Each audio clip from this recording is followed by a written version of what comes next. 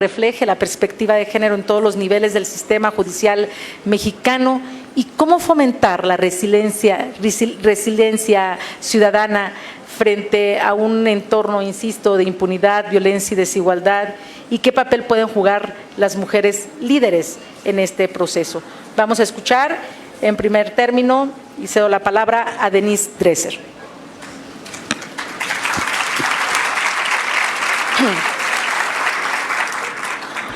Buenas tardes, un gran placer estar aquí. Mujeres por todas partes. Mujeres candidatas a la presidencia, una mujer en Palacio Nacional, mujeres en los congresos, mujeres en el gabinete, mujeres en la Suprema Corte. Por lo pronto, hay mucho que celebrar. Es un triunfo de luchas milenarias por la voz, por la equidad y por la representación. Es un logro del feminismo que ha logrado revolucionar lo que toca en nuestra época y en el mundo. Pero traer falda no te hace demócrata o te lleva a diseñar mejores políticas públicas. Lo argumenta Gioconda Belli en su ensayo La crueldad también viste faldas. Las feministas solemos creer que el mundo sería mejor si estuviera gobernado por mujeres. Somos un género mejor. Todos y todas deberían saberlo. Nos imaginamos que si el poder estuviera a cargo de mujeres, habría más disposición al diálogo, al consenso, pero quisiera recordarles hoy que hay mujeres que acompañan tiranos, defienden al autoritarismo, violan derechos y echan a andar la maquinaria de la guerra con tan pocos escrúpulos como cualquier hombre. Hay mujeres tan desfachatadas como cualquier dictador. Y en México sobran ejemplos de mujeres en el poder que traicionan a las mujeres.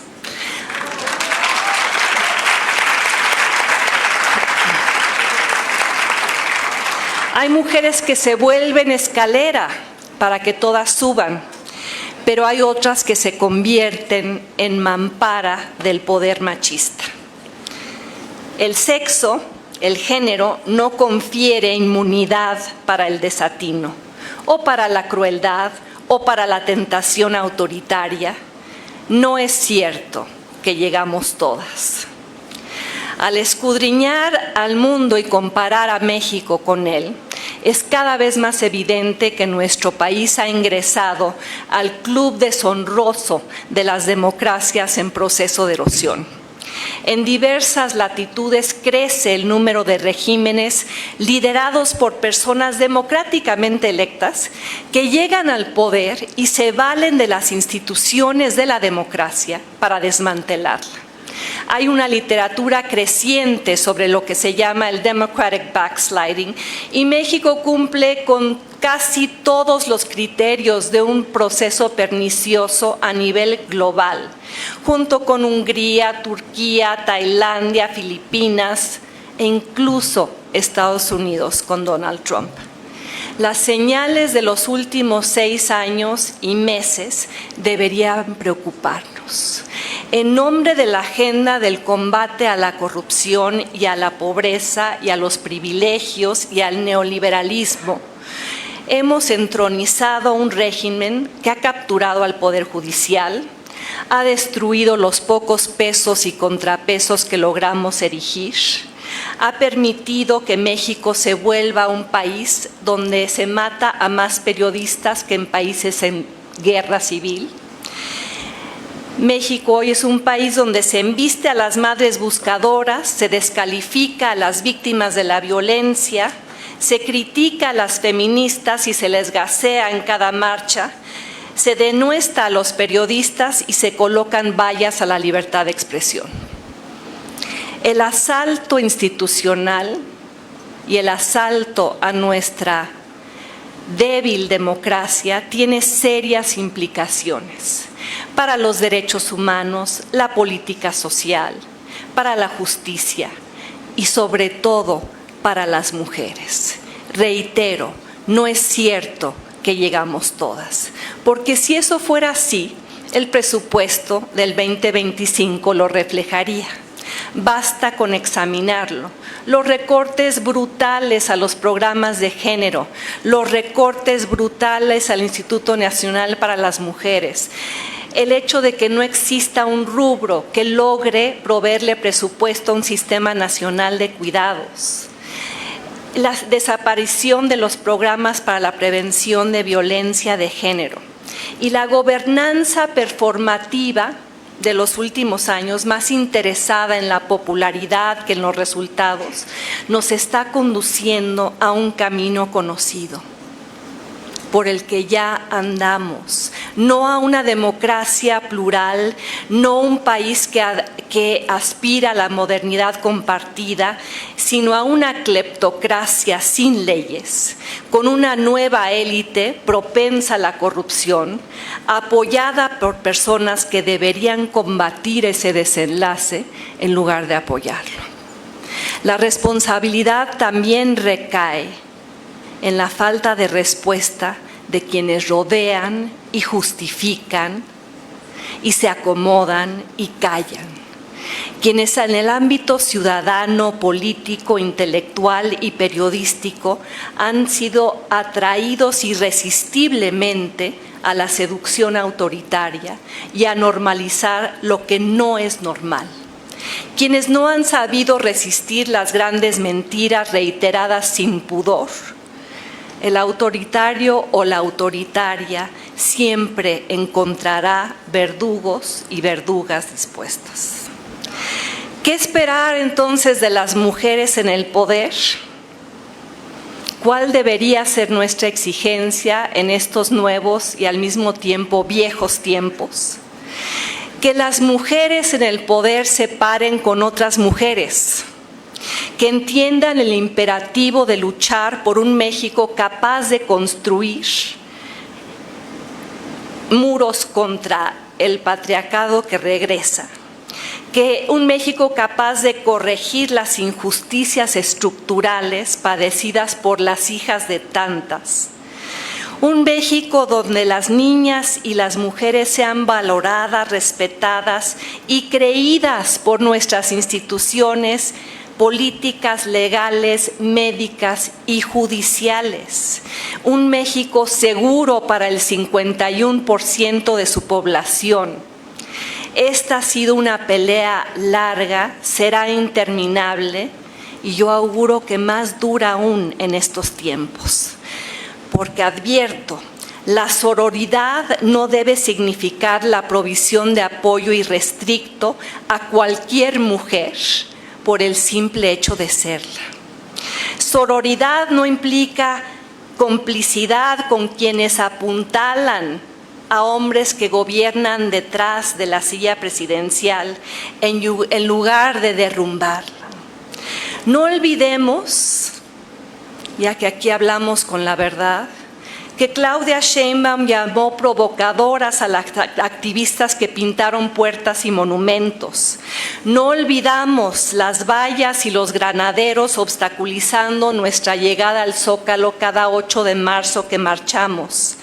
No olvidemos las vallas construidas alrededor de Palacio Nacional ante los reclamos legítimos de mujeres que no empezaron en 2018, vienen desde hace años.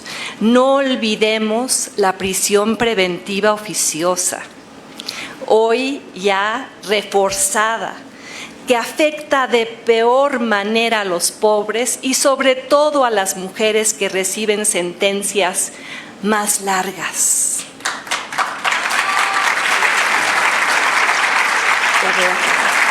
Del gobierno esperamos el reconocimiento de cómo las mujeres inconformes, insistentes y furiosas han moldeado la historia de México.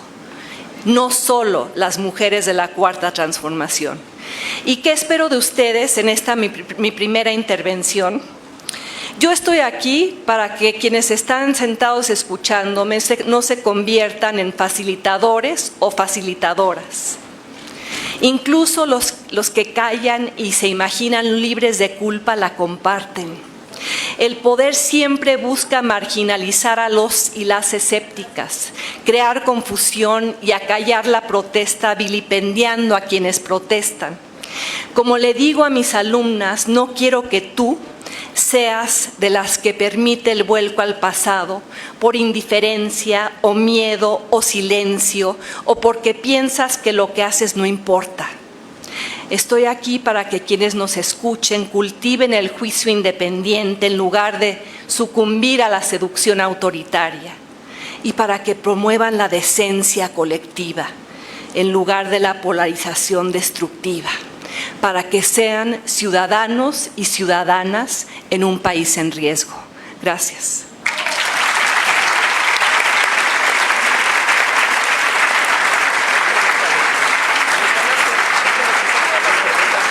Bien, hemos escuchado la participación de Denise Dresser. Vamos a utilizar la misma mecánica del foro anterior y enseguida vamos a dar el uso de la palabra a Denise Smith. Por favor, Denise.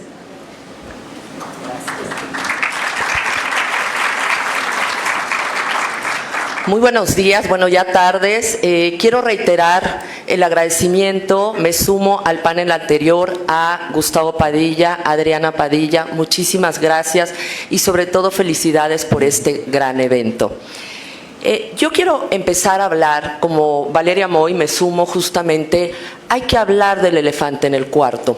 Hoy estamos viviendo una nueva condición de país, una reforma judicial, no nada más una reforma judicial, sino también la eliminación de los organismos autónomos, la militarización del país, una reforma que le da a cierto grupo supremacía constitucional.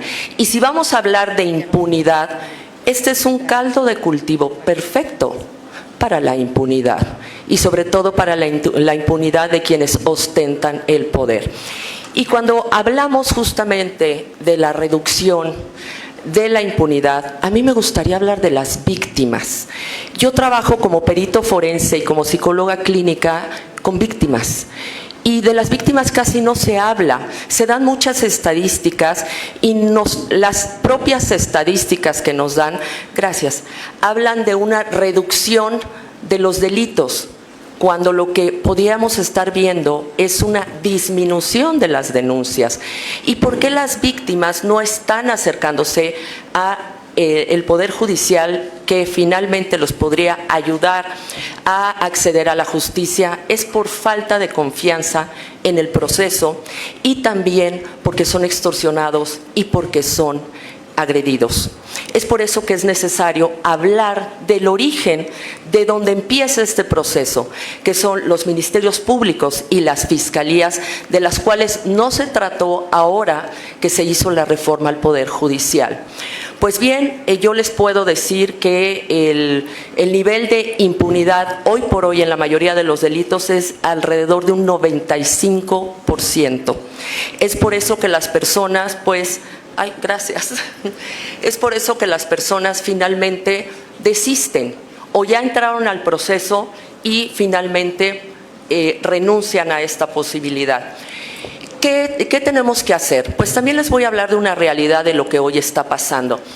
La mayoría de las personas con las que yo trabajo, peritos forenses en psicología, desgraciadamente en nuestro sistema de justicia son personas que están muy poco capacitadas, no tienen las herramientas, no tienen los elementos, y eso que ellos producen en su investigación criminal, yo lo hago a nivel privado, ellos lo hacen a nivel fiscalías, son los elementos que estaba platicando con Lilia Mónica, que los juzgadores reciben para poder hacer realmente, tomar decisiones y que las víctimas puedan acceder a la justicia. Cuando hay elementos tan pobres, sin la mínima evidencia científica, evidentemente eso es un factor no solo de revictimización, sino de que las personas finalmente no accedan a la justicia. Son procesos larguísimos, y es por eso que es necesario sí una reforma al Poder Judicial que empiece desde los ministerios públicos y las fiscalías. Para ello se requiere también una sensibilización a jueces, a magistrados, pero a fiscales y a ministerios públicos para que logren entender las diferentes problemáticas. Hoy, un proceso en fiscalía puede ser mucho más doloroso y traumatizante que la victimización original. Es por eso que hablamos que hoy hay un nivel muy alto de revictimización que no se mide. Además de la sensibilización, también es importante cuando hablan de estrategias innovadoras. En otros países se utiliza procesos como la jurisprudencia terapéutica. ¿Esto qué significa? El que podamos establecer un proceso para proteger a víctimas y a testigos la integridad física, emocional y psicológica durante todo el proceso. También es necesario trabajar con la comunidad, con las organizaciones de la sociedad civil para establecer políticas públicas. Y algo que es importantísimo, muchos niños y niñas están inmersos en procesos judiciales. Yo me he especializado en el tema de infancia y también hay que hablar de perspectiva de infancia, no nada más de perspectiva de derechos humanos, porque hoy nuevamente les platico lo que pasa. Los niños y las niñas no son tratados como su edad lo exige. Los sientan de entrada ni las instalaciones, los ponen en escritorios donde les queda aquí el escritorio, no se toma en cuenta su etapa de desarrollo, les hacen preguntas como si fueran adultos, obviamente los intimidan e insisto, esto puede ser mucho más traumático para un niño y una niña que el poder finalmente, que lo que sucedió, lo que lo llevó a una investigación criminal. Es por eso que se requiere que también se sensibilice en cuanto a derechos. ¿Tú me dices, Vero? Sí, por favor. Sí, porque no tengo reloj aquí. En cuanto a los derechos de las niñas, niños y adolescentes, también se requiere que existan las condiciones de infraestructura para que puedan finalmente sentirse seguros, sentirse en un ambiente que no les recuerde que están siendo investigados. Hay guías y protocolos para que las y los niños puedan ir contestando que van de acuerdo a su desarrollo, que hoy no se están implementando. También se propone la implementación de estas guías y protocolos, pero sobre todo una sociedad civil activa que finalmente acompañe a las víctimas y a los testigos y que sea exigente en cuanto a el establecimiento de todas estas medidas para su seguridad, que garantice entonces sí que las personas busquen el denunciar, el que puedan realmente tener acceso a la justicia, porque hoy no está ocurriendo. Muchas gracias. Bien, muchas gracias, Denise. Vamos a escuchar ahora a Lilia Mónica López Benítez, utilizando el mismo tiempo del panel anterior. Las intervenciones son de 3 minutos, ha habido tolerancia, pero bueno, las llamamos a ajustarnos al tiempo. Gracias. Muy buenas tardes. Primero que nada, me sumo a los agradecimientos para Gustavo, para Adriana, para Verónica, que ahora conduce. Muchas gracias por esta nueva invitación a este FIL Pensamiento.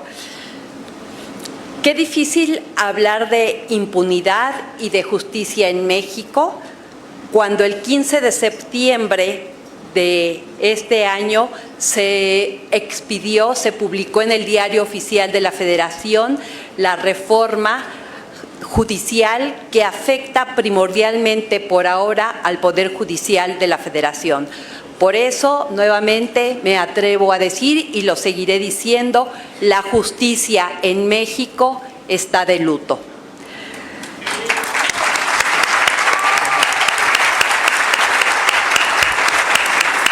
Esta reforma alardeó de la necesidad de tener un sistema de justicia robusto, un sistema de justicia que respondiera al reclamo, al clamor social de las personas justiciables.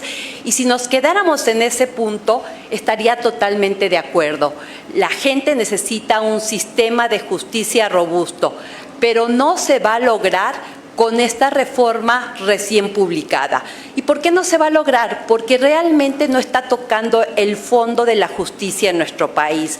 Se olvida de los primeros respondientes, de la policía, de los ministerios públicos, del tema pericial, se olvida de los aspectos sustantivos y de los poderes judiciales locales, que si bien los toca, que son las primeras autoridades con la que las personas que requieren del sistema de justicia tienen su principal contacto. No, eso no fue lo que se quiso.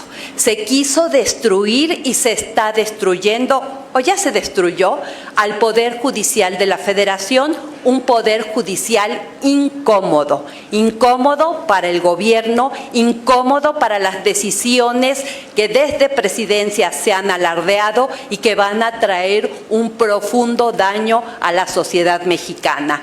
Y este punto hay que tenerlo muy en cuenta. ¿Por qué el Poder Judicial de la Federación? Tan fácil como eso, el Poder Judicial de la Federación, a través de una figura fundamental para el sistema de justicia en México, que ha sido un referente incluso para los países de Iberoamérica, el juicio de amparo y otros mecanismos constitucionales, de lo que nos ocupamos es de verificar que los actos de autoridad sean apegados a la Constitución. Y ese es el meollo de las cosas, actos de autoridad. Y cuando vemos o lo ligamos con el actuar desde nuestras principales autoridades, pues vemos que los intereses chocan con las decisiones de las personas juzgadoras, que tenemos la obligación de proteger los derechos humanos de las personas. Y solamente me refiero al juicio de amparo, pero tenemos otros mecanismos desde la Suprema Corte de Justicia de la Nación. Este ha sido el objetivo. Por eso hoy en día creo que no podemos hablar de justicia sin hacer hincapié en que tenemos que reflexionar, porque esto que hoy se ha provocado va a traer un daño profundo para la sociedad mexicana, que todavía en algunos sectores no se percatan de las repercusiones que traerán a la vida personal, especialmente cuando hoy vemos que nuestras autoridades no reconocen la fuerza que entraña las decisiones jurisdiccionales, como por ejemplo las suspensiones en el juicio de amparo. Gracias.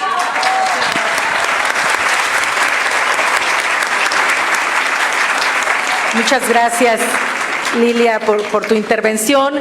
Y ahora pasaremos a escuchar a nuestra querida Xóchitl Gálvez. Adelante. Muchas gracias. Gracias, Adriana y a Gustavo, por esta invitación. A las panelistas, Denise Smith, Denise Dresser, gracias. Qué gusto escucharlas. Lilia, pues coincido contigo, lo que se ha hecho con el Poder Judicial es inaceptable, pero quiero que sepan todos los integrantes del Poder Judicial que estamos con ustedes, que cuentan con nuestra solidaridad y que vamos a seguir dando la lucha por este país. Agradezco a Verónica la conducción de este evento y yo le agregaría, Denise, a tu larga lista de lo que debemos de hacer las mujeres en el poder, yo diría que las mujeres en el poder se manden solas. Eso es muy importante, que no acaten instrucciones inaceptables. Por ejemplo, las senadoras votando a la peor calificada, porque se los instruyeron, no sé quién se los instruyó, pero es inaceptable que la que sacó un punto fuera la presidenta de la Comisión de Derechos Humanos, aunque sea mujer.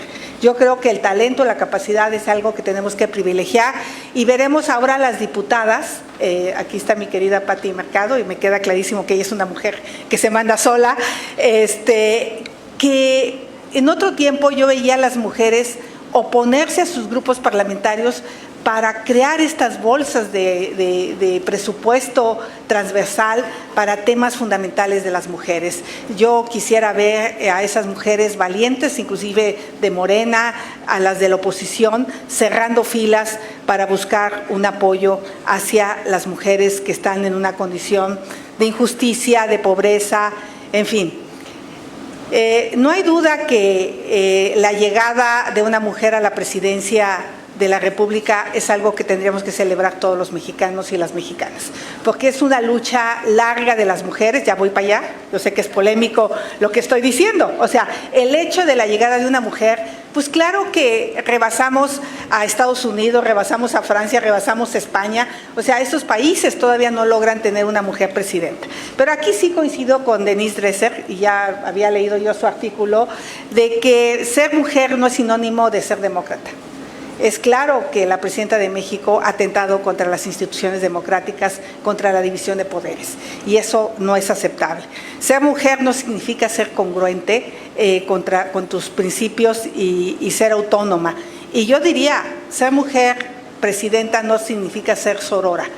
Yo hubiese esperado de la presidenta de México una mayor empatía con la presidenta de la Corte, Norma Piña. O sea, el trato que recibió Norma Piña me parece absolutamente inaceptable. No le costaba nada sentarse con ella, dialogar, platicar. Eso que hoy le exige a Donald Trump, ese diálogo que hoy le exige a Donald Trump, es un diálogo que le debe haber dado a los integrantes del Poder Judicial, es algo que le debió haber dado a la oposición y que no estuvo dispuesta a hacer. Desafortunadamente, yo veo un presupuesto, y ahí también coincido con Denise, que no refleja la llegada de una mujer a la presidencia.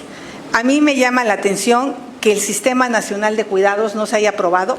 Ojalá hubiera estado en el plan B, ese sí debió haber estado en el plan B, porque no hay manera de justicia a las mujeres mientras no tengamos escuelas de tiempo completo, estancias infantiles, toda una red de cuidado para los adultos mayores, todo el apoyo que requieren niños con discapacidad. No se ha sacado la Ley General de Cuidados, está pendiente, esa no importa. Esa quedó en segundo término, y sobre todo pues no hay recursos para este Sistema Nacional de Cuidados. Lo mismo pasa con las madres buscadoras. Es increíble que el Centro Nacional de Identificación Humana esté abandonada desde 2022, donde se identifica el ADN. Hay más de 50,000 cadáveres en los estados abandonados que no han podido ser identificados, y mientras tanto las mujeres siguen buscando a sus hijos, siguen buscando justicia. Ahí es a donde se nota el toque de una mujer si realmente se quiere comprometer con la justicia. Estoy convencida de que en los próximos días, en la discusión del presupuesto, vamos a ver realmente de qué está hecha la presidenta de la República desde la perspectiva hacia las mujeres en el tema de la igualdad, la justicia, la solidaridad, porque ella ha dicho muy claramente que si llega ella, llegamos todas. Yo todavía no creo que lleguemos todas, todavía no lo he visto al trato que le ha dado a ciertos colectivos de mujeres. Y respecto a temas innovadores en justicia, que fue la pregunta provocadora que nos hizo nuestra conductora, yo diría que ya se comentó por parte de las expertas, Lilia, que más especialista, de que tenemos que empezar abajo. O sea, el primer respondiente es el policía. Ahí es a donde se decide o se toman decisiones fundamentales para que se haga justicia. Y si no está bien levantada la acta, si no están levantadas las pruebas, yo cuando fui alcaldesa me parecía increíble que solo había un par de peritos para toda la Ciudad de México, cuando podíamos identificar huellas en posibles asaltos a casa habitación, que son de las cosas que más les duelen a los ciudadanos. O sea, tendríamos que fortalecer el área de investigación, de peritajes, de ministerios públicos, para que realmente los jueces puedan tener elementos y dar una sentencia, una pena. Culpamos a los jueces de temas que pues seguramente no tuvieron la posibilidad de arreglar carpetas de investigación que estaban mal hechas desde el principio, que se había cometido tortura y que en ese sentido pues nunca vamos a tener justicia. Quisiera traer a colación el caso de la niña Esmeralda, niña porque era una niña, o es una niña de 17 años de Querétaro, que fue violada por un familiar, y esa denuncia de violación nunca se siguió. Se le acusó de homicidio por la muerte de un menor al dar a luz, no se supo bien en qué condiciones, pero todo el mundo hablaba de Esmeralda, pero nadie hablaba de su violador. Y yo tuve la oportunidad de hablar con alguna autoridad y me decía, es que el que la violó es su primo hermano. Y es que también era menor de edad.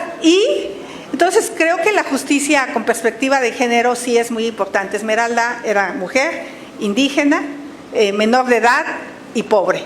Pues creo que ahí es a donde tendríamos que trabajar muy duro para que haya verdadera justicia. Muchas gracias. Bien, hemos terminado este primer bloque en donde hemos escuchado la importancia de que las mujeres que lleguen al poder, ¿para qué llegan al poder? La importancia que deben del papel que tienen las fiscalías, los jueces, las policías, la atención a las víctimas, de lo que significa hablar de justicia en el contexto actual, y decíamos ya el que las mujeres en cualquier espacio de poder deben de representar a las mujeres, lo que pensamos, lo que queremos, lo que sentimos, lo que exigimos.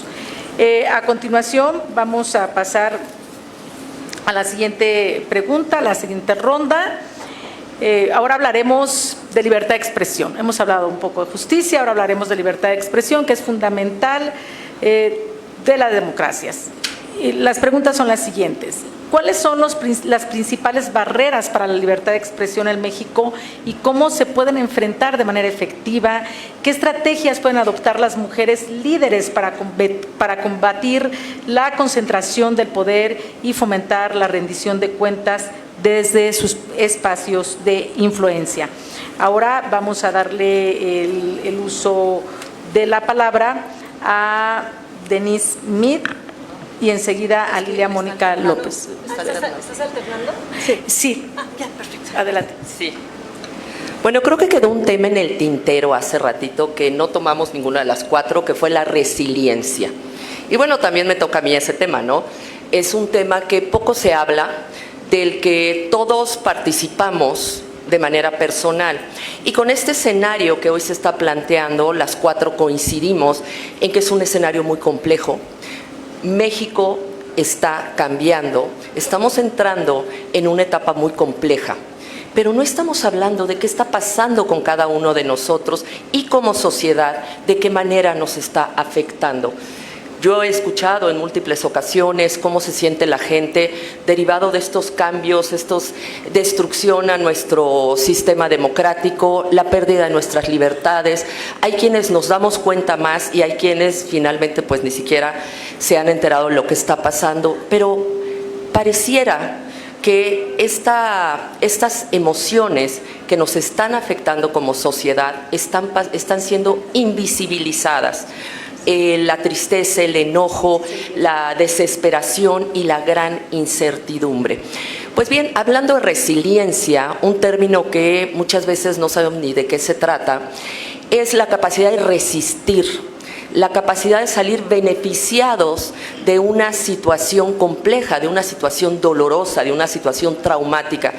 Y este cambio de régimen puede representar un trauma colectivo, en verdad, porque representa, como les decía, la pérdida de nuestras libertades y un México como lo conocíamos.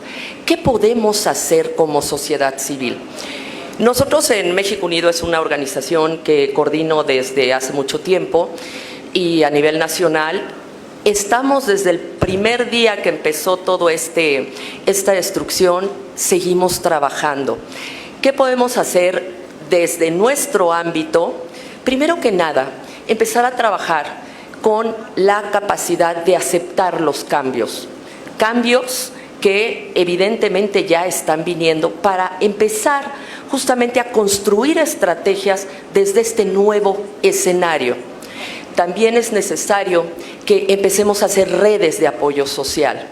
También en el caso, bueno, esto ya tiene que ver con la libertad de expresión, pero creo que también aplica aquí la alfabetización mediática para que las personas sepan dónde buscar información que realmente se sustente en la realidad y no nada más estar conformándose con el show mañanero propagandístico en donde se presentan otros datos. Gracias. es necesario que como sociedad empecemos a crear todas estas redes de apoyo, porque paso al tema de la libertad de expresión. Evidentemente, no solo la libertad de expresión, todas nuestras libertades están siendo cooptadas por este nuevo sistema en el que nos está metiendo el régimen, y definitivamente los periodistas y los activistas son los que más hemos recibido los ataques. Digo, aquí no creo que nadie se salve de haber estado en el muro de la ignominia de López Obrador, en donde justamente nosotros como sociedad es necesario que reaccionemos, que criminalicemos estos actos y que los denunciemos, no que los normalicemos y decir, bueno, como no me tocó a mí, pues todo va bien. Proteger también y apoyar a los periodistas independientes. También el que podamos nosotros apoyar las plataformas que están dando voz a todas las personas que han sido sacadas de los medios de comunicación, que estos medios tan grandes.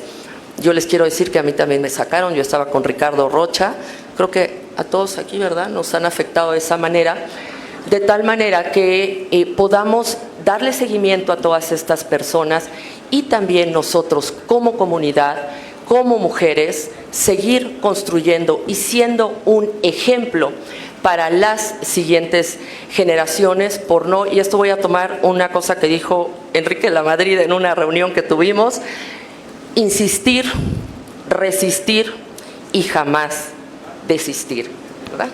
Muchas gracias.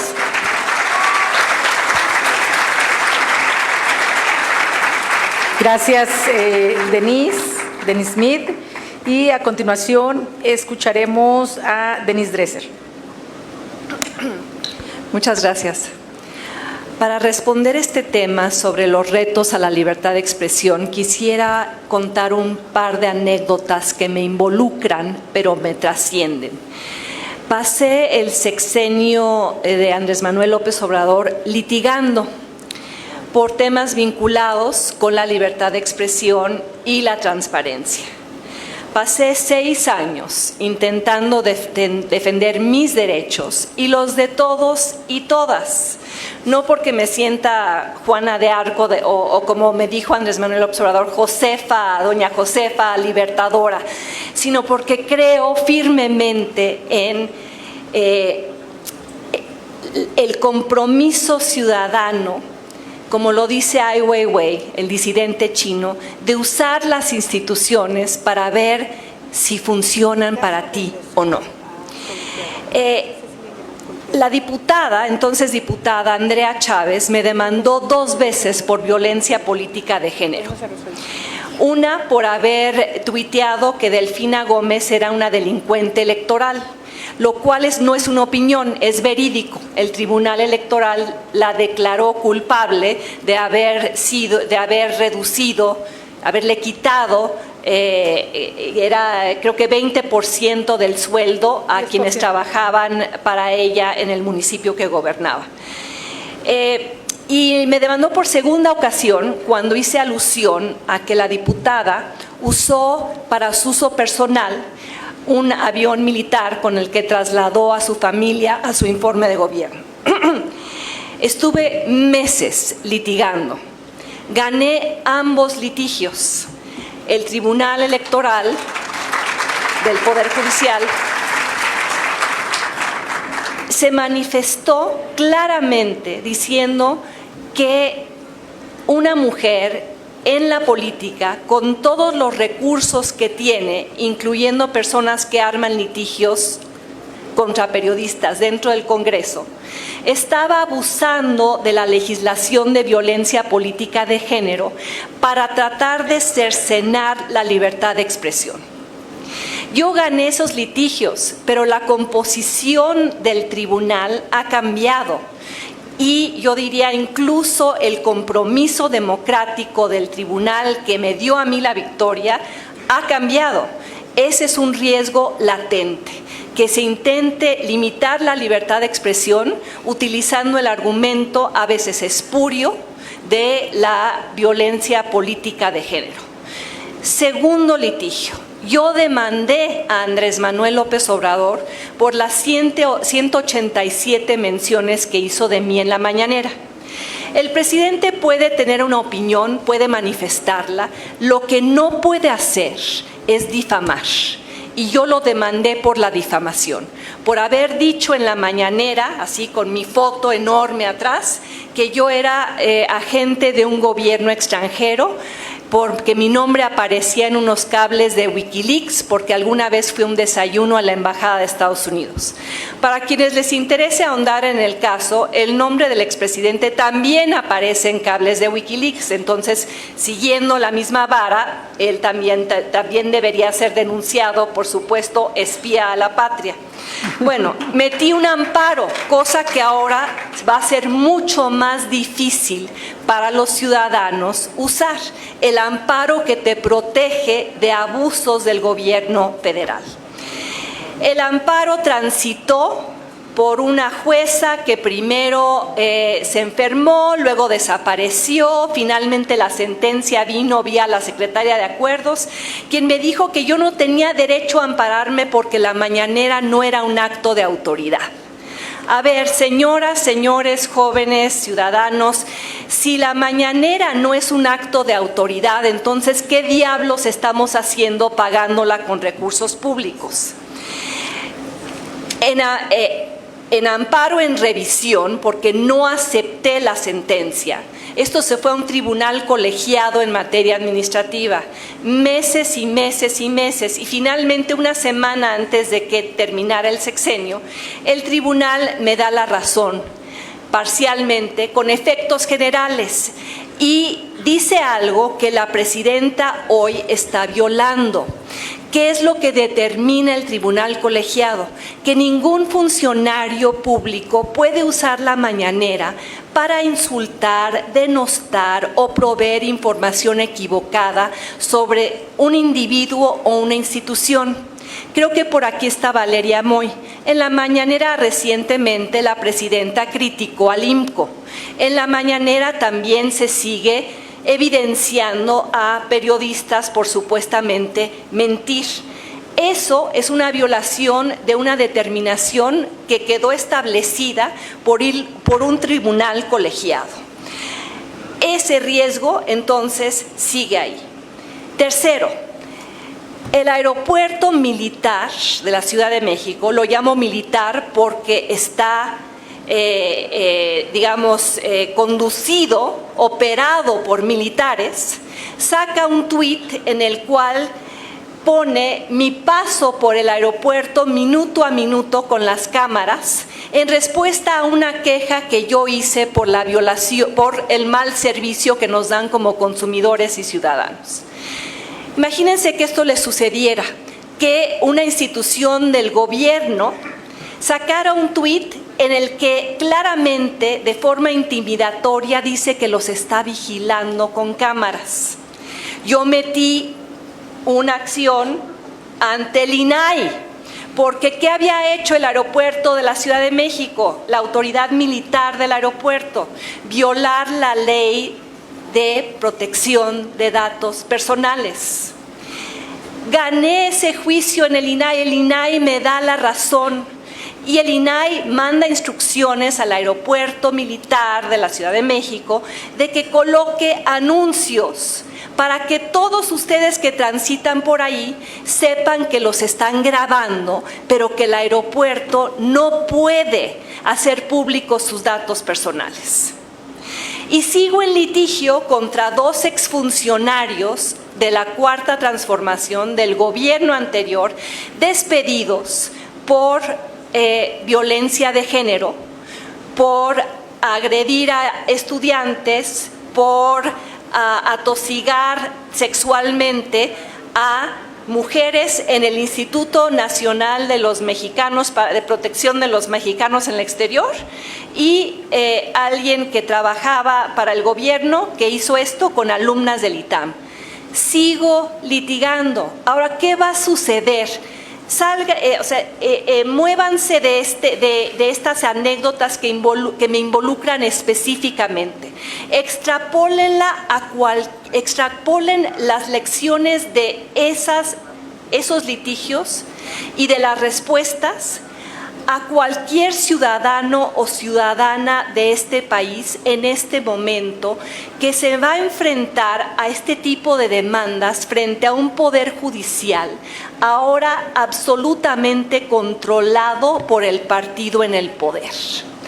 Vamos a quedar en la más absoluta indefensión. Juicios que quizá en el pasado pudimos ganar, los vamos a perder. Demandas que pudimos ganar, las vamos a perder. Vamos a estar expuestos a la arbitrariedad, a el juez cercano al partido Morena, al Tribunal Electoral del Federal, ahora absolutamente en capitulación frente a la presidenta de México. ¿Qué hacer ante eso? Quizá mi petición más importante es no dejar solos a quienes siguen haciendo crónica, análisis, crítica y periodismo independiente. A esos sectores habrá que protegerlos más que nunca. Y termino porque muchos me preguntaron, bueno, pero ¿por qué demandaste al presidente sabiendo que posiblemente ibas a perder? Porque quiero que quede el registro para la historia de que alguien dijo no. Y cito las palabras de Isabel Allende, que creo que deberíamos recordar en estos tiempos. Temo el poder con impunidad, temo el abuso de poder y el poder de abusar. Gracias.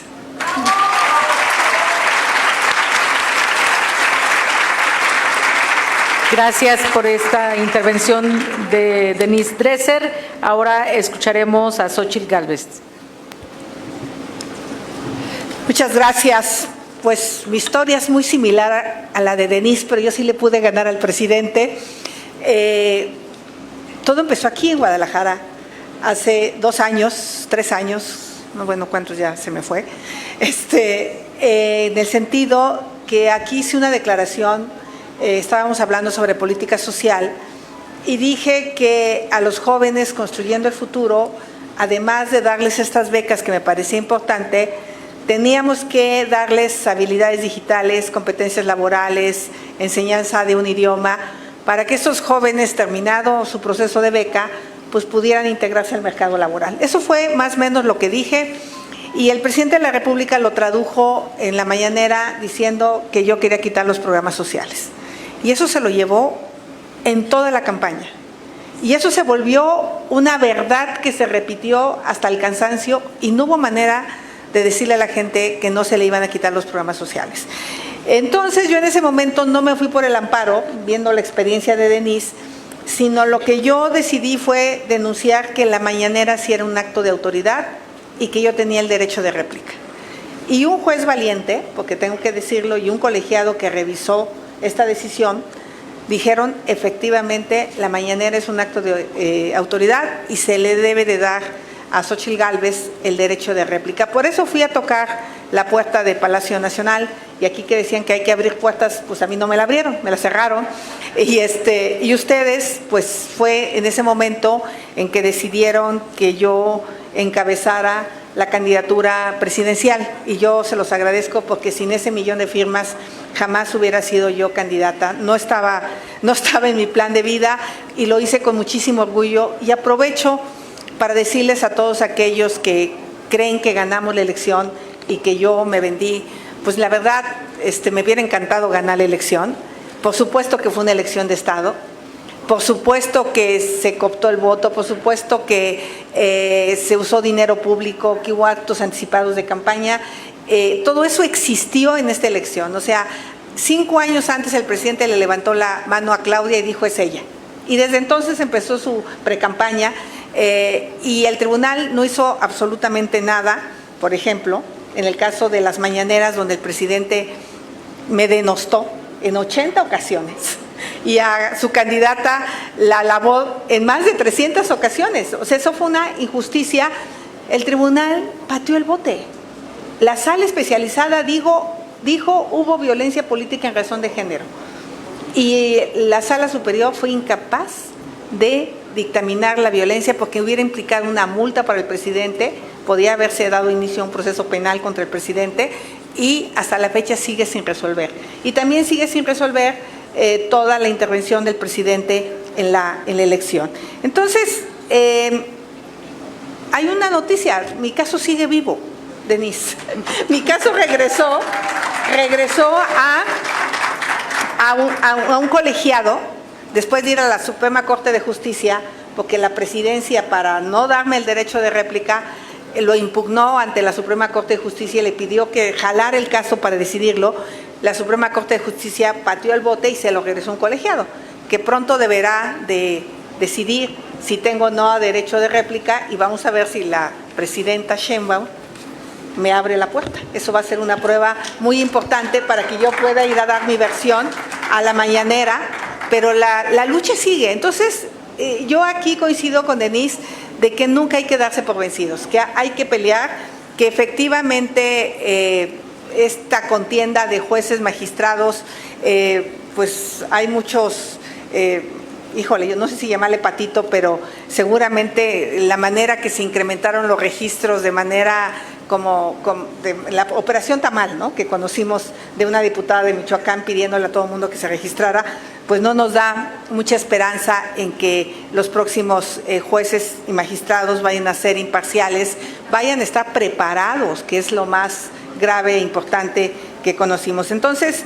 en ese sentido, sí es preocupante la salida de varias conductoras y conductores, porque yo creo que sí ha sido parejo. La 4T lo que hace, pues, es meter sus conductores a modo en los noticieros para que hablen a favor de ellos. Yo creo que una mujer como Denise siempre ha sido crítica del sistema, sea el PRI, sea el PAN, sea Morena, o sea, no es que hoy se volvió crítica. Y yo creo que eso, pues, cualquier político lo agradece, de que te señalen cuáles son tus defectos. Entonces, decirles a todos ustedes que soy una mujer resiliente, que sigo de pie, que sigo luchando, que sigo trabajando por México desde mi propia trinchera. Y uno de mis objetivos, si ustedes me preguntan, sería que en la próxima elección cubramos el 100% de las casillas. Solo cubrimos el 40% de las casillas. Es que cuando se encabronen, no solo se encabronen conmigo, encabrónense con los partidos que no hicieron su trabajo, y ahí fue donde seguramente nos metieron un montón de votos.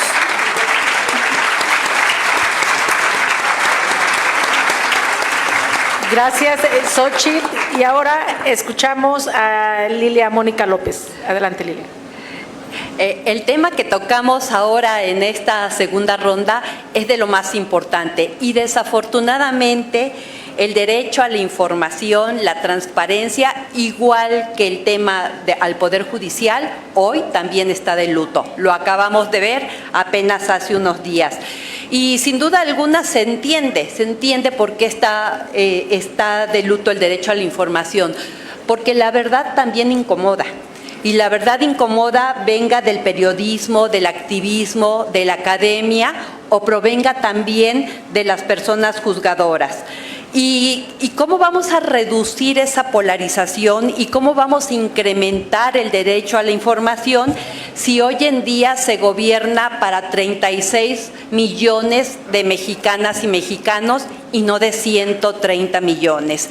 Eso es verdaderamente inaudito. Y bajo ese discurso nimio, ese discurso meramente simplista, la vida de las personas juzgadoras que abonan también al derecho a la información, a la transparencia, rodó como pelotitas en una indigna tómbola, donde la mitad de mis compañeras y compañeros juzgadores, aproximadamente 850, vieron su carrera truncar. Y muchas de ellas mujeres que con gran esfuerzo habían llegado a la vida pública, habían roto ese techo de cristal, esos pisos pegajosos, para ganar un lugar en el servicio público. Y así, sin más ni más, terminaron con una institución que al menos le costó 30 años lograr una justicia sólida, una carrera judicial efectiva y no solamente tener un 8 de promedio y 5 cartas de los vecinos. Es decir, estamos escuchando en el día a día todas las mañanas violencias sutiles que nos atacan a toda la sociedad, al periodismo, al activismo, a la academia.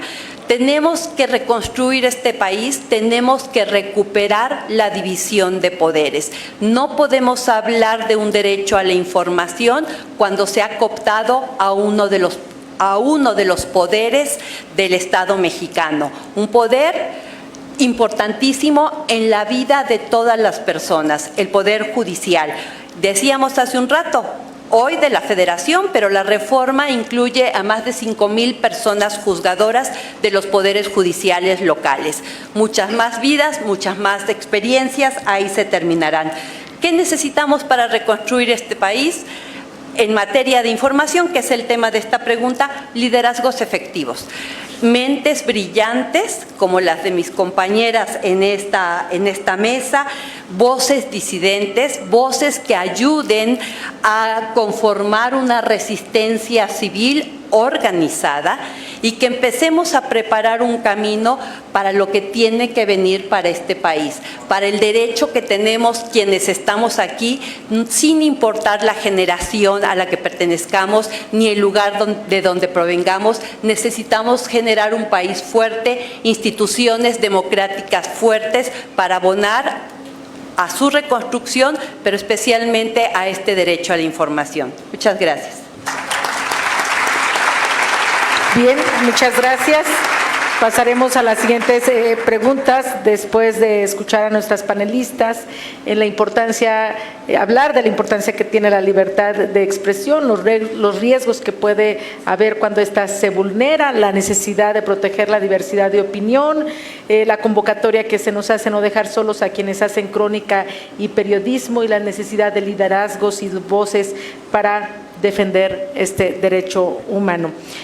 A continuación, vamos a escuchar en principio a Xochitl Gálvez y vamos con las siguientes preguntas. ¿Qué implicaciones prácticas tiene para los ciudadanos comunes la desaparición de órganos autónomos como el INAI, especialmente en el acceso a la información pública y la rendición de cuentas? ¿Y qué papel deben de jugar las mujeres en la construcción de políticas públicas y sistemas de transparencia que eliminen la percepción de opacidad y corrupción que aqueja a las instituciones mexicanas? Adelante, Xochitl. Gracias. Bueno, pues primero toda mi solidaridad para los empleados y empleadas del INAI, una organización que hacía su trabajo. Por supuesto que era perfectible, no coincido con desaparecerla, y en ese sentido es falso que este gobierno vaya a ser transparente. El gobierno anterior no lo fue, y yo les puedo dar, yo fui integrante de la Comisión de Transparencia y Combate a la Corrupción en el Senado de la República. Nunca pude obtener el dato real de cuánto costó la refinería de Dos Bocas. Por estimados, por actas de consejo de administración, por datos que obteníamos de Estados Unidos porque cotiza en bolsa, asumimos que eran 20,000 millones de dólares, prácticamente 2.5 el valor inicial. Pero después siguieron ya metiéndole dinero como operación cuando la refinería no operaba, por lo tanto creemos que llegó a los 24,000 millones de dólares. Pero es algo que deberá existir públicamente. Es dinero público, porque no sabemos cuánto costó Dos Bocas. No sabemos cuánto costó el Tren Maya. Asumimos que costó más de 500,000 millones de pesos cuando dijeron que iba a costar 120,000 millones. Y ya sabemos que los hijos del presidente estuvieron metidos hasta las manitas en los negocios del Tren Maya, y ahora nos acabamos de enterar que vendían el combustible robado para las contratistas del Tren Maya y se les dañaron sus equipos porque era combustible de mala calidad.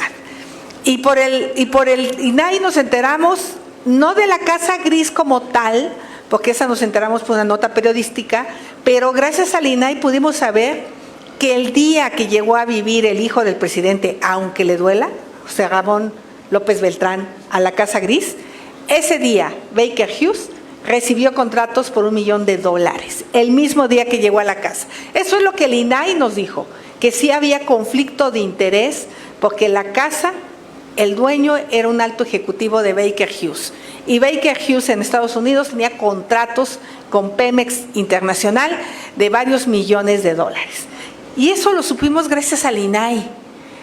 Lo que les molestó del INAI es que exhibieran sus corruptelas, porque son unos bandidos, no tengan ninguna duda.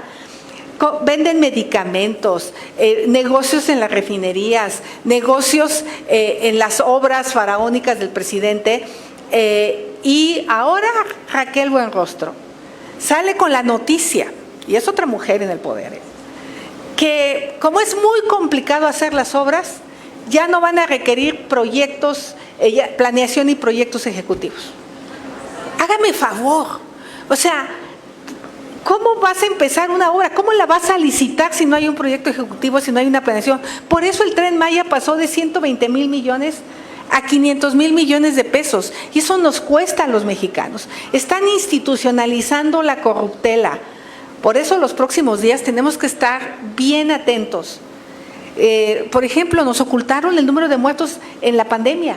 Se la pasaron diciendo que eran 350,000 y fueron 800,000 personas fallecidas, porque siempre nos quieren dar los otros datos. Entonces, a mí me parece que la desaparición del INAI es algo de verdad desastroso para la sociedad mexicana, y tenemos que atosigar al gobierno de Claudia Sheinbaum con preguntas concretas.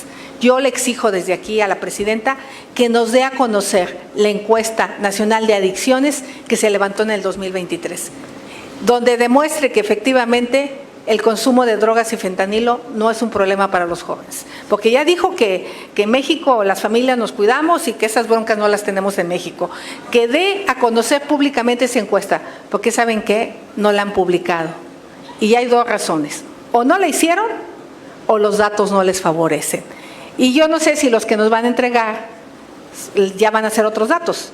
Entonces, que nos den a conocer los cuestionarios, borrándole los datos personales, para saber qué está pasando con las adicciones en nuestro país. Entonces, vienen tiempos difíciles. Yo los invito a estar de pie, a dar la pelea, porque nosotros somos mexicanos demócratas que creemos en la vida, en la verdad, en la libertad. Muchas gracias. Bien. Ahora escucharemos la intervención de Denise Smith. Por favor, Denise. Denise Smith. Bueno, pues coincido con Xóchitl. ¿Cómo le dolió a López Obrador que se exhibieran las corruptelas de él y todos sus familiares, y que su plumaje realmente nos diéramos cuenta que está totalmente manchado? Pues bien, la destrucción de las instituciones autónomas, de los organismos autónomos, particularmente del NAIM, evidentemente lo que hace es que las y los ciudadanos tengamos mucho menos acceso a la información. El gobierno transparente menos lo que hace, qué hace con nuestros recursos, cómo otorga los contratos y las licitaciones sin que haya, más bien los contratos sin licitación. También la desconfianza de las y los mexicanos en las instituciones. Nuevamente regresamos al tema original, la impunidad. Mientras más desconfianza hay, menos se denuncia y por tanto hay mayor impunidad. Y no solamente por las personas que no denuncian, sino también por la poca transparencia del gasto público. Por otro lado, también es necesario que nosotros como sociedad empecemos a asumir la responsabilidad de involucrarnos para compensar esta falta de información que vamos a tener, que ya no vamos a tener por parte del gobierno. Necesitamos nosotros apoyar a las organizaciones que están llevando a cabo fiscalización, observatorios ciudadanos, para que de ellos también podamos obtener información. Volvernos una sociedad mucho más involucrada en la vida pública del país y ser ese contrapeso que hoy está tratando de eliminar el gobierno. Nos toca a nosotros también apoyar el periodismo de investigación, como bien lo decía Denise, porque de ellos son finalmente los que vamos a obtener también información. Empezar a hacer foros mesas de trabajo para conocer qué es entre nosotros, informarnos de analistas, de personas, de activistas que están en los temas, para que justamente seamos parte de este apoyo entre la sociedad. Pero algo que es importantísimo, que nosotros como sociedad empecemos a cambiar la narrativa.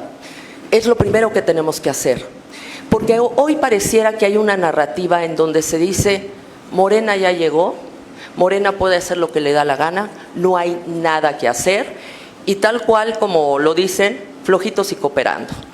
Ya Morena se va a quedar como 30 años y los cambios que están haciendo, pues ni modo, tenemos que aceptar el cambio a un nuevo régimen. Y como les hablaba yo de las capacidades resilientes, definitivamente hay que cambiar esa narrativa. No tenemos por qué aceptar al régimen que nos está lastimando, está coartando nuestras libertades y está destruyendo nuestro sistema democrático. Hoy es el momento que como ciudadanas, ciudadanos, nos sumemos y empecemos a integrar a los diferentes sectores de la población que están siendo afectados y que tienen un común denominador en cuanto a las afectaciones. Nosotros en México Unido les voy a decir que ya lo estamos haciendo, convocando al sector agrario, al sector educativo, al Poder Judicial, a diferentes sectores para articularnos y ser una sociedad mucho más fuerte, pero sobre todo una sociedad que exige sus derechos y sobre todo defiende sus libertades y la democracia. Muchísimas gracias. Muchas gracias, Denise. Ahora vamos a escuchar el cierre de Lilia Mónica. Adelante. Gracias. Pareciera que hoy nos estamos enfrentando a un sistema que parece inquebrantable. Y sí es así de alguna manera, porque vemos a un poder ejecutivo y a un poder legislativo que se han convertido en uno solo. Y próximamente veremos a un poder judicial que esté afiliado a los intereses del oficialismo. Entonces, lo que viene es una lucha, y esa lucha tiene que ser colectiva. No podemos ceder nuestros espacios, nuestra vida pública a personas oportunistas que solamente buscan cambiar la vida del México que tenemos para satisfacer intereses personales. Me parece que tenemos que, para eliminar esta opacidad, para eliminar la corrupción que estamos y en la que nos estamos envolviendo, necesitamos retar a este status quo. Solamente con voces valientes, solamente con voces poderosas podremos reconstruir a México. Podemos generar un México diferente y un México verdaderamente inclusivo, no para 36 millones, sino para 130 millones de personas que vivimos en este país, y además muchas otras que están más allá de nuestras fronteras. Creo que el autoritarismo genera oposición, y creo que esta oposición también crea movimientos, y hoy lo vemos porque desde el Poder Judicial de la Federación se ha creado un movimiento fuerte, un movimiento en defensa no de las personas juzgadoras, no de las y de los trabajadores que todavía estamos en esta institución. Se está alzando la voz y generando un movimiento en favor de la justicia en México, en favor de las personas que por desgracia tienen que llevar su libertad, su patrimonio, sus intereses más preciados a un órgano jurisdiccional. Por eso creo que hoy, quienes vamos a dejar esta institución, seguramente abonaremos desde otras trincheras a crear un movimiento diferente en México. Tenemos que ayudar a trascender este oscurantismo, este autoritarismo, y generar un México inclusivo, terminar con este discurso mañoso que ha generado tanta discriminación, que ha generado tanta retórica que solamente nos conduce a un discurso de odio. Hoy estamos perdiendo capital humano de décadas, de gente valiosa en mi institución, mis compañeras y mis compañeros juzgadores, pero también de todo el personal que ha hecho carrera judicial y que con esta reforma se le ha truncado su proyecto de vida. este capital humano habremos de incidir desde fuera, nuestra voz se seguirá escuchando. Nuestra voz no es para nosotros, nuestra voz es para México, para la justicia en México. Muchas gracias. Muchas gracias, Lilia. Vamos a cerrar este panel con la intervención de Denise Dresser, por favor.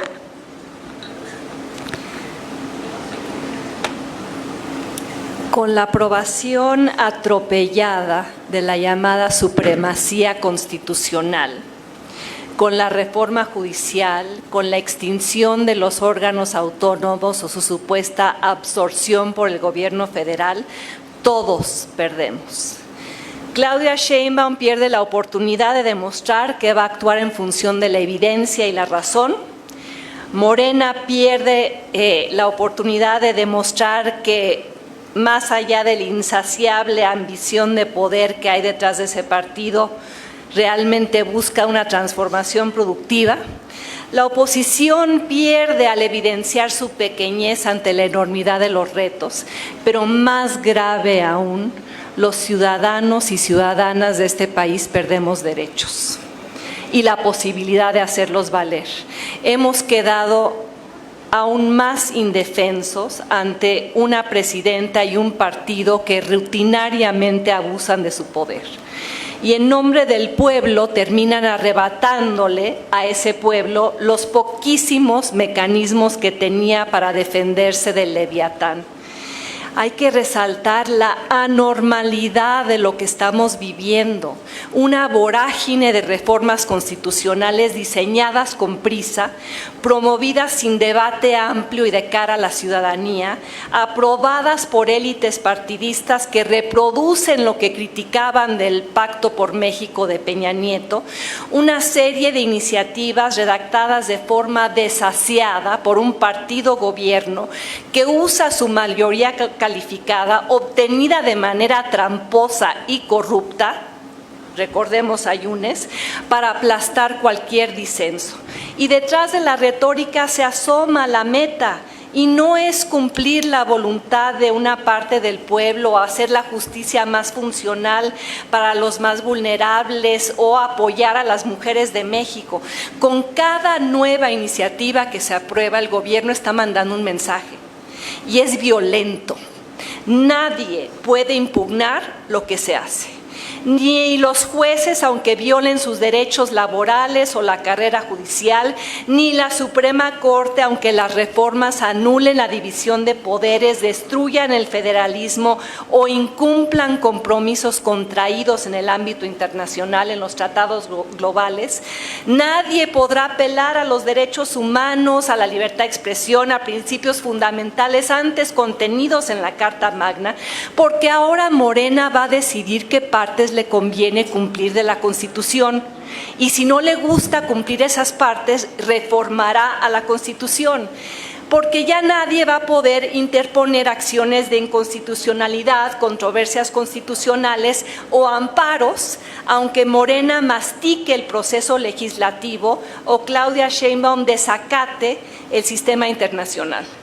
Estos no son tiempos ordinarios y nos corresponde hacer cosas extraordinarias para defender instituciones y personas acosadas, valores amenazados y la posibilidad de un futuro esperanzador. Toca señalar todos los días, el espectáculo de las ocurrencias cotidianas, las frases efectistas, la mercadotecnia manipuladora por quienes no conocen la diferencia entre ser propagandistas y funcionarios del Estado. Toca combatir los resortes autoritarios con las convicciones democráticas y toca enfrentar la regresión con el arma más poderosa de todas, que es la verdad. Entonces, por favor, sean ciudadanos y ciudadanas, edúquense sobre sus derechos democráticos, y demanden ejercerlos. Recuerden que todos ustedes también son pueblo y forman parte del país. No permitan el encogimiento de la patria en función de criterios arbitrarios impuestos por esta presidenta en turno, y no permitan que quienes gobiernen usen la palabra pueblo como si representara una sola voluntad, un solo juicio, un solo mandato unívoco, excluyendo a amplios sectores de la población. Son tiempos de definiciones y les comparto mi posición. México no es ni debería ser una tecnocracia, una teocracia o una monarquía o una tribu o una secta que acepte la palabra de un líder o una lideresa como ley. No es ni debería ser el país de la posverdad, donde todo aquello que no le gusta al poder es catalogado como fake news, donde la mentira es manufacturada desde la mañanera para parecer verdad, donde los preceptos constitucionales son tratados como papel de baño, no debe ser el país donde las antiguas feministas ahora callan ante las violaciones fundamentales a derechos de las mujeres vulnerables de México, y no debe ser un país donde cualquiera que esboce un desacuerdo sea catalogado como traidor, conservador o cualquier otra frase o epitafio designado por el poder. México, yo creo que todavía puede ser el país que no hemos conseguido ser, el México anhelado que debate datos, busca entender problemas, legisla soluciones, institucionaliza conflictos, encara desigualdades históricas, combate corrupciones endémicas, y todo eso lo hace con reglas de convivencia democráticas acordadas a priori, o sea, antes, no después. Esta aspiración sigue viva y habrá que seguirla defendiendo. Lo he dicho antes y lo reitero hoy. Habrá que ser hobbits como los que destruyen el anillo del mal. En El Señor de los Anillos, mi libro favorito, porque ahí la batalla milenaria entre el bien y el mal. Y ahí Galadriel le dice a Frodo: hasta la criatura más pequeña puede cambiar el curso de la historia. No va a haber alguien más grande, más valiente que descienda desde las alturas a salvar al país. Esta tarea le corresponde a los magos, a los elfos, a los enanos, a la hermandad de los anillos, los pequeños y los grandes, los fuertes y los que se sienten impotentes, los tercos y los comprometidos, y sé que muchos están sentados aquí.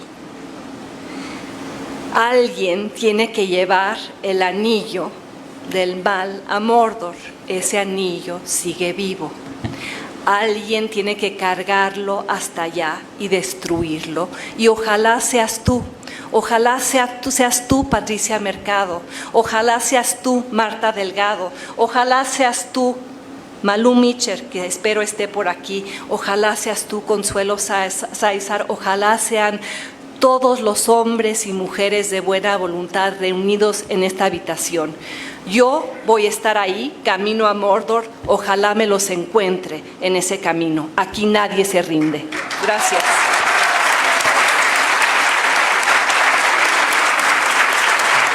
Bien, con esta participación terminamos este grandioso panel en donde hablamos de justicia, transparencia y libertad de expresión. Pero no se nos vayan, porque viene también otro muy bueno. Gracias. ¿Una foto?